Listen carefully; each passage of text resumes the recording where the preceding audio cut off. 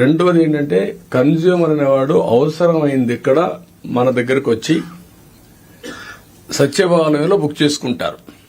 Designate 1 person సచివాలయంలో book చేసుకుంటే డబ్బులు కూడా కడతారు. ఎంత డబ్బులు కట్టాలో ట్రాన్స్పోర్టేషన్ కూడా చార్ట్ ఉంటుంది. కంప్యూటర్ తయారు చేస్తున్నాం, అందులో క్లియర్ గా ఉంటుంది ఎన్ని కిలోమీటర్లు ఎంత అని.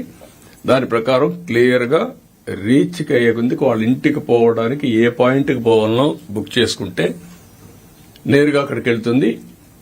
ముందే డబ్బులు కడతాడు. తర్వాత ఆయన రీచ్ అయిందని చెప్తేనే మనం డబ్బులు రిలీజ్ చేస్తాం. Number 2, all lorries uberization. Principle is very clear. ఈరోజు మీరు చూస్తున్నారు ఇక్కడ ఆటోలు ఉన్నాయి, రైల్వే స్టేషన్లో ట్రైన్ వచ్చింది, వరుసగా ఆటోలు వస్తూ ఉంటాయి, ట్యాక్సీలు వస్తాయి. ఫస్ట్ కమ్ ఫస్ట్ సర్వ్, ఎక్కడికి పోవాలనో అకార్డింగ్ టు డిస్టెన్స్ రేట్లన్నీ డిసైడ్ అయిపోతాయి, పే చేస్తారు, వెళ్ళిపోతున్నారు. Same I want to bring those who are interested lorries. I'm requesting them. Harassment లేకుండా విన్ విన్ సిచ్యువేషన్ ఉండాలి. మీరు ప్రభుత్వానికి చెడ్డ పేరు తేవద్దండి.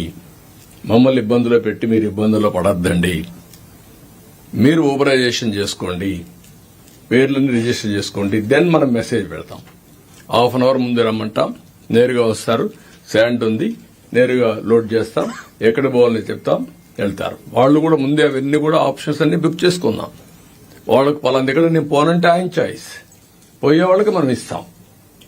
ఏది కూడా స్టాండర్డైజేషన్ చేస్తాం. రేట్లన్నీ స్టాండర్డైజేషన్ ప్రకారం ఎవరైతే విల్లింగ్ ఉంటారో అవన్నీ ట్రాన్స్పరెంట్ గా పెట్టేస్తాం. ఇవన్నీ బుక్ చేసిన తర్వాత ఒకటి ఊబరైజేషన్ ఆఫ్ ట్రాన్స్పోర్ట్.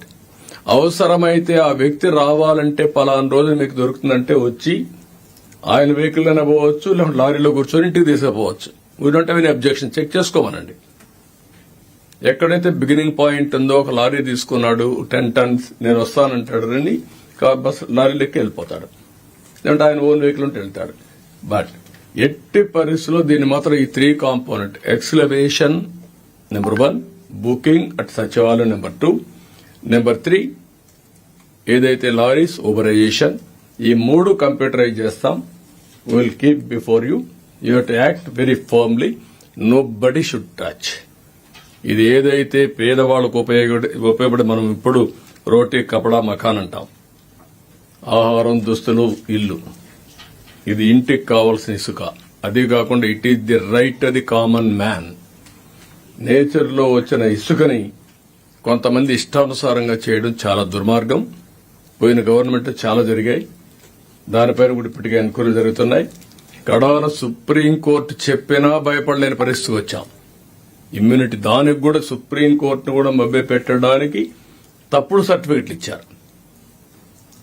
ఒక విషయం మీరు గుర్తుపెట్టుకోవాలి, టెక్నాలజీ ద్వారా ఇన్వెస్టిగేషన్ చేస్తే అన్ని దొరుకుతారు, ఎవడు తప్పించుకోవాలండి. అందుకే చెప్తాను, శాండ్ విషయంలో కూడా నో కాంప్రమైజ్.